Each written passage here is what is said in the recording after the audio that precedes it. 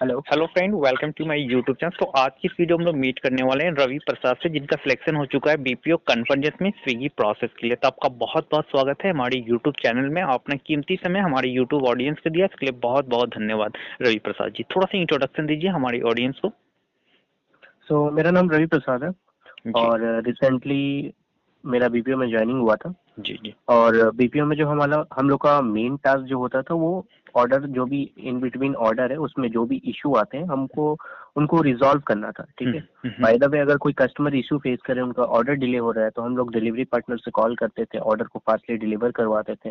जी customer का food अगर गिर गया है या फिर खराब हो गया पूरा, तो हम लोग उसको भी रिप्लेस करवाने में हेल्प करते हैं। इन बिटवीन जितना भी इशू होता था फूड के रिगार्डिंग में, डिलीवरी से लेके कस्टमर तक के बीच में, तो हम लोग वो चीज को रिजॉल्व करते हैं।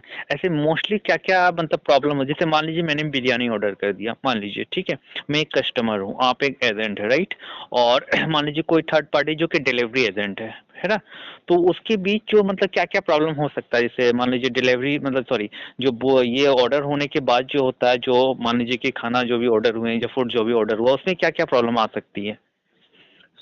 फर्स्ट ऑफ ऑल, जैसे ही आप फूड ऑर्डर करते हैं स्विगी में, तो पहला चीज ये होता है कि जब भी आपका ऑर्डर जाता है तो वहाँ पे एक एक्सेप्ट का भी ऑप्शन आता है, जो कि रेस्टोरेंट पार्टनर एक्सेप्ट करती है। बहुत से सिचुएशन में अगर रेस्टोरेंट पार्टनर वर्किंग नहीं है, अगर उनका रेस्टोरेंट बंद है और स्विगी में अगर वो ऐप खुला दिखा रहा है, तो वो रेस्टोरेंट पार्टनर ऑर्डर को एक्सेप्ट नहीं करती। तो उससे क्या होता है कि वो ऑर्डर कैंसिल हो जाता है। ठीक है। पहला सिचुएशन ये आ जाता है, अगर रेस्टोरेंट एक्सेप्ट नहीं करती ऑर्डर को, तो ऑर्डर कैंसिल हो जाता है। तो उस हिसाब से जो भी हम लोग का सोल्यूशन होता है, हम लोग अपने एंड से कस्टमर को प्रोवाइड करते हैं। और उसके बाद अगर कोई ऐसा प्रॉब्लम आ जाता है डिलीवरी पार्टनर के दौरान, मतलब डिलीवरी के दौरान बहुत सारे प्रॉब्लम क्रिएट हो सकते हैं। जैसे कि बाय द वे, अगर कुछ खराब रोड है या फिर कुछ और हड़बड़ाहट का सीन है, तो डिलीवरी पार्टनर और भी ज्यादा जल्दी से ऑर्डर डिलीवर करते हैं। तो इससे क्या होता है कि डिलीवरी पार्टनर के दौरान फूड जो है, फूड में इश्यू हो जाता है। रेस्टोरेंट वाले कभी कभी इनकरेक्ट आइटम भी भेज देते हैं, उसमें भी हम लोग को रिजॉल्व करना पड़ता है। अच्छा ठीक है। इवन कभी डिलीवरी पार्टनर बाइक से डिलीवर कर रहे हैं, तो उनका टायर पंचर हो गया या फिर कुछ भी बाइक में नॉर्मल इशू आ गया, तो उसमें भी हम लोग हेल्प करते हैं। उसमें क्या होता है कि हम लोग डिलीवरी पार्टनर को बोलते हैं कि आप जिस जगह पे, उस जगह का लोकेशन बताइए, हम लोग न्यू डिलीवरी पार्टनर को वहां पे भेजते हैं, और वो डिलीवरी पार्टनर उस डिलीवरी पार्टनर से फूड लेके वहां पे, मतलब जो भी कस्टमर का एड्रेस है वहां पे पहुंचा देते हैं। और कई बार ये होता है कि कस्टमर जैसे फूड ऑर्डर करता है, उनको दिखता है 30 मिनट्स ऑर्डरिंग ऐप पे। ठीक है। तो अभी क्या, कभी कभी क्या होता है कि कुछ इशू के कारण, रेस्टोरेंट के कारण, डिलीवरी पार्टनर के कारण, या फिर कोई नॉर्मल सिचुएशन के कारण ऑर्डर डिले हो जाता है। तो उस टाइम पे भी हम लोग को कस्टमर को हेल्प करना पड़ता है, जहाँ पे हम लोग कस्टमर को अपने एंड से अपोलॉजी दे सकते हैं। ठीक है। और अगर कुछ इशू होता है तो हम अपने एंड से उसको भी रिजॉल्व कर सकते हैं कस्टमर के रिगार्डिंग में। तो इससे क्या होता है कि हम लोग का जो भी एक्सपीरियंस रहता है, कस्टमर एक्सपीरियंस, वो बना रहे। तो ये सब प्रॉब्लम हम लोग को नॉर्मली मतलब अराइज होता है उस टाइम करना पड़ता है। ठीक है, वेरी गुड। जैसे मैं अगर बात करूं कि जैसे आपका जो इंटरव्यू कंडक्ट हुआ था, लाइक, तो क्या क्या क्वेश्चन यहाँ पे रेज किए गए थे, मैं उस टाइम की बात करूं तो अगर आपको स्टिल क्वेश्चन से कोई याद होंगे तो हमारे ऑडियंस के साथ अगर आप शेयर करना चाहें तो कर सकते हैं। उस टाइम पे जो क्वेश्चन मुझसे किए गए थे, उस टाइम मतलब जब मैंने अप्लाई किया था, तो वो बहुत ही फ्रेश बैच स्टार्ट हुआ था स्विगी में। ठीक है। तो वो फ्रेश बैच में मतलब नॉर्मली क्वेश्चन किया गया था, जैसे कि हम लोग का फर्स्ट ऑफ ऑल तो पेशेंस चेक किया गया था कि कितना घंटा हम लोग नॉर्मली बैठ सकते हैं, क्योंकि ये बीपीओ का जॉब है, तो नॉर्मली आपको 8 से 9 घंटा तो देना ही पड़ेगा। 9 घंटे तो नॉर्मल देना ही देना। 9 घंटा आपको देना ही पड़ेगा। कोई और सिचुएशन है ही नहीं उसमें, क्योंकि अगर आप बीपीओ में जॉब कर रहे हैं तो आप मतलब यहाँ पे हड़बड़ाहट कर नहीं सकते कि हाँ किसी भी कंपनी में आपको 8 घंटे देना ही पड़ेगा, अगर आप कोई भी वो आपको देना पड़ेगा। अच्छी कंपनी। और इंटरव्यू में जो क्वेश्चन किया गया था, सबसे पहले माई सेल्फ के बारे में पूछा गया था कि मुझे अपने आप के बारे में बताना था। ठीक है। उसके बाद नॉर्मली मेरा क्या एक्सपीरियंस था, फर्दर क्या एक्सपीरियंस था वो पूछा गया था, मेरी क्या एजुकेशनल क्वालिफिकेशन थी, अलग से अगर मैंने कुछ और भी किया हुआ है तो वो मुझे बताना था। ठीक है। उस टाइम पे जो क्वेश्चन किया गया था वो बहुत ही नॉर्मल क्वेश्चन किया गया था। ठीक है। फिर उसके बाद जो मेन टास्क था हम लोग का वर्डसेंड का। अब वर्डसेंड में क्या होता था, वर्डसेंड में हम लोग का नॉर्मली रीडिंग, राइटिंग और भी लिसनिंग टेस्ट होता था, जिसमें से हम लोग को 6 में से एटलीस्ट 3 मार्क्स लाने पड़ते थे क्वालिफाई करने के लिए। अगर 3 मार्क्स नहीं आते तो वहां पे डिस्क्वालीफाई हो जाते। बस ये 2 राउंड उस टाइम पे लिया गया था। अच्छा। तो जैसे मान लीजिए कि आप बता रहे हो कि जैसे 2 राउंड हुआ था, आप बता रहे हो ना। हाँ हाँ 2 ही राउंड हुआ ना। तो जैसे मान हाँ। लीजिए कि यहाँ पे अगर मैं बात करूँ working days, working hours, week off days की, तो working days, working hours, week off days क्या थी आपकी? वर्किंग डेज ये टोटली बीपीओ जॉब है, तो 24/7 ही रहने अच्छा वाला है। अच्छा, जी वर्किंग जी, डेज ऐसे ये आपका वीक ऑफ जो होता था वो रोटेशनल होता था, रोटेशनल वीक ठीक ऑफ है। होता था, हाँ, अच्छा वो अच्छा। आपका टीम, वो आपका जो भी मैनेजर, टीम लीडर, उनके तरफ से अलाइन किया जाता था, ठीक अच्छा है। अच्छा अच्छा अच्छा वहाँ पे अच्छा। जो भी वीक ऑफ था तो वो आपको एक्सेप्ट करना पड़ता था, वहां से आप कर सकते थे। और जो टाइमिंग्स होती थी वो भी रोटेशनल होती थी। फॉर एग्जाम्पल, अगर एक वीक तक आपको 3 से 12 तक का शिफ्ट मिला, मीन्स जी, आपको दोपहर 3 बजे से रात के 12 बजे तक काम जी, करना है, जी, तो जी। एक हफ्ता आपको वो करना पड़ेगा, उसमें आप कोई डेविएशन नहीं कर सकते। अच्छा, फिर अच्छा। उसके बाद अगर आपको मॉर्निंग शिफ्ट मिल जाता, फॉर एग्जाम्पल 7 से 4, तो मतलब आपको वही करना पड़ेगा, हाँ, इसमें भी हाँ। आपको कोई डेविएशन नहीं करना अच्छा, है। तो ये टोटली 24/7 का जॉब है। शिफ्ट तो रहता है, बीपीओ में आपको ये चीज थोड़ा मान सा के चलना देखना होगा। पड़ेगा। हाँ, हाँ। हाँ शिफ्ट जो है फिक्स शिफ्ट नहीं रहता, बात मैं भी मैं एक्सेप्ट करता हूँ आपकी। ठीक है, तो जैसे हमारी जैसे ऑडियंस है वो आपको सुन रही है, तो आप उनको क्या सजेशन देना चाहेंगे? क्योंकि ऐसे मतलब अगर आप ऑलरेडी एक्सपीरियंस हो चुके हैं बीपीओ सेक्टर में, अभी काफ़ी अच्छा 2 साल का एक्सपीरियंस है ओवरऑल, तो क्या मतलब सजेशन देना चाहेंगे कि वो कैसे अप्लाई करे एज़ अ फ्रेशर, वो बीपीओ में किसी भी कंपनी में जॉइन करना चाहता है, तो कैसे इसके लिए प्रिपरेशन करे?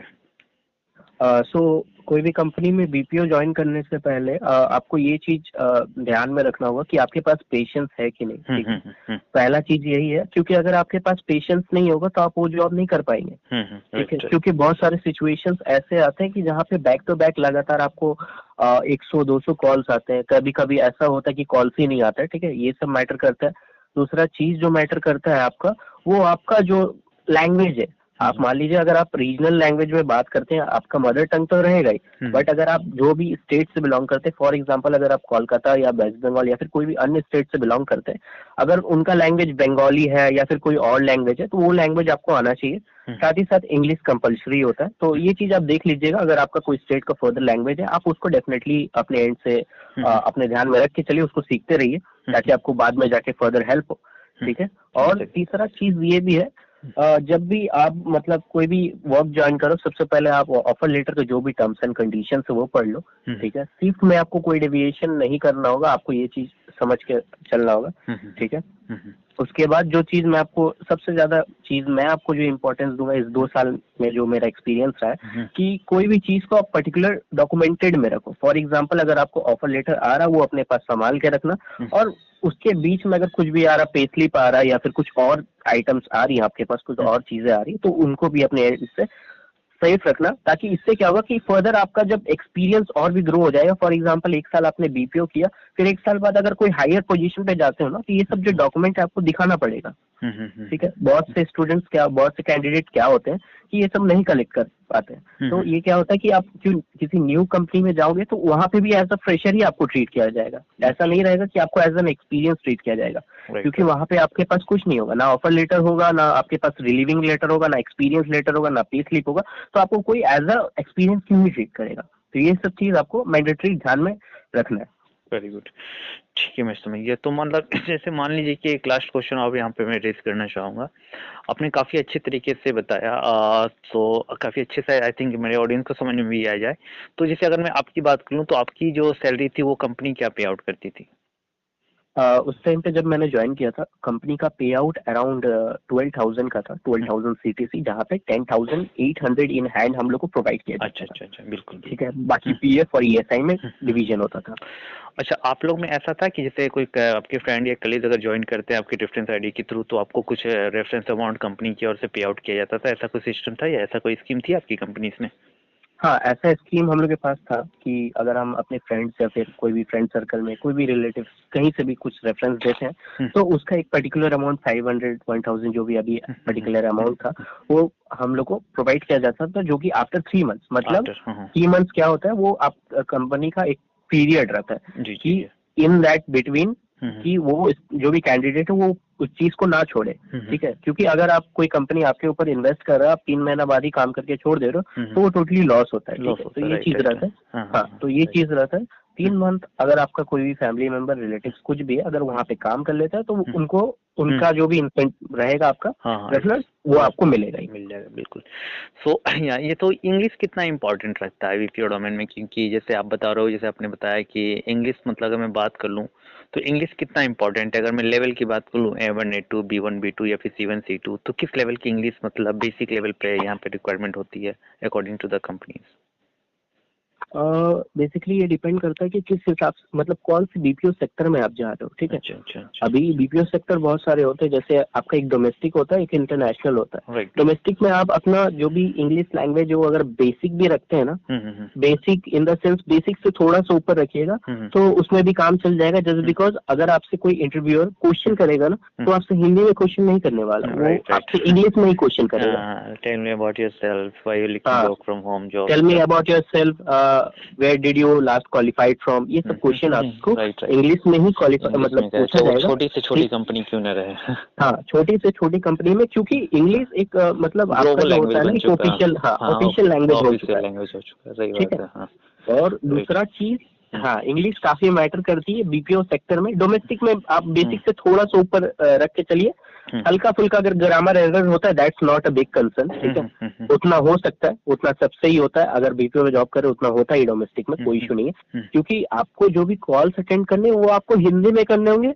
बंगाल से है तो आपको बांग्ला में करने होंगे, गुजरात से तो आपको गुजराती में भी करने होंगे। तो ये आपका नेशनल लैंग्वेज जो है मदर टंग, और प्लस जो आपका स्टेट जो भी नेशनल वाइज लैंग्वेज है वो आपको करना पड़ेगा। इंग्लिश के कॉल्स बहुत ही कम आते हैं, ठीक है, और कभी कभी आते हैं तो उसको आप अपने एंड से हैंडल कर सकते हैं। तरफ से रहता होगा तो आता होगा, अदरवाइज नहीं आता होगा, है ना। हाँ, तो उसमें आप हैंडल कर सकते हैं, वरना उनका भी एक पर्टिकुलर क्यू होता है, उनका भी एक अलग डीएयू होता है, ठीक है।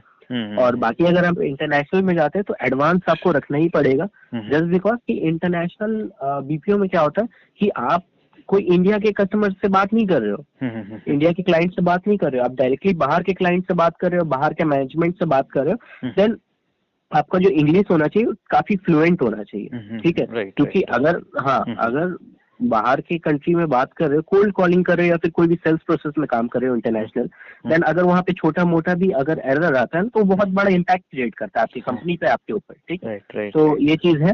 और दूसरा चीज, अगर ऐसा कुछ इश्यू होता है तो कंपनी पहले ही रिजेक्ट कर देती है, क्योंकि कंपनी ये नहीं चाहती कि हमारे क्लाइंट से कुछ भी झमेला हो, राइट। हाँ, कंपनी यही चाहिए। बिल्कुल। बिल्कुल सही है। तो लास्ट क्वेश्चन मैं आपसे एक और रेज करना चाहूंगा, उसके बाद जो है मैं एंड कर दूंगा।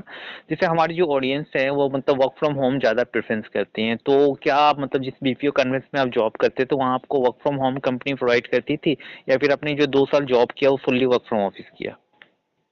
देखिए, ये क्या था कि मैंने जो 2 साल जॉब किया वहाँ पे ये भी कंडीशन था कि आप वर्क फ्रॉम होम भी कर सकते हो, अच्छा, ठीक है।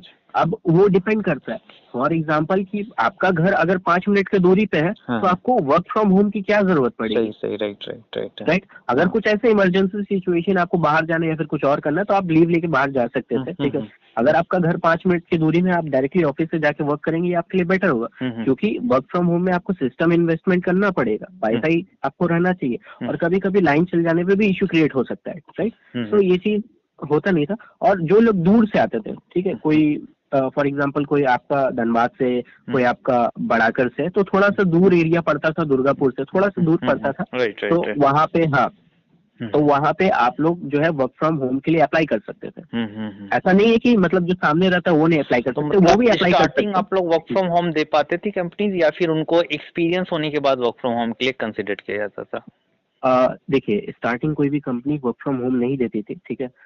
जो हम लोग का हुआ था उस बेसिस में अगर मैं बताऊं, हम लोग का वर्क फ्रॉम होम जब स्टार्ट हुआ था वो 3 महीना बाद हुआ था। अच्छा। 3 महीना बाद work from home experience of 90 days, right. हाँ, आपका 3 महीना बाद एक्सपीरियंस स्टार्ट हुआ था। और एक particular part time work from home start हुआ था, जहाँ पे कैंडिडेट को ट्रेनिंग दी गई थी और उनको लास्ट मतलब 4-5 घंटे के लिए काम करना पड़ता था। अच्छा, ठीक है। तो वो वर्क फ्रॉम होम प्रोवाइड किया गया था और सभी कैंडिडेट को किया गया था, ठीक है, सभी कैंडिडेट को किया था, बिल्कुल सही, ठीक है। तो बहुत बहुत धन्यवाद रवि प्रसाद जी, आपने बहुत कीमती समय अपना यूट्यूब मतलब मुझे हमारे यूट्यूब चैनल को दिया, और आपने काफी अच्छे तरीके से बताया, बहुत ही चीजों को बारीकी से कवर किया, स्टेप बाय स्टेप कवर किया, तो इसके लिए बहुत बहुत धन्यवाद। Thank you so much. Have a nice day. Thank you.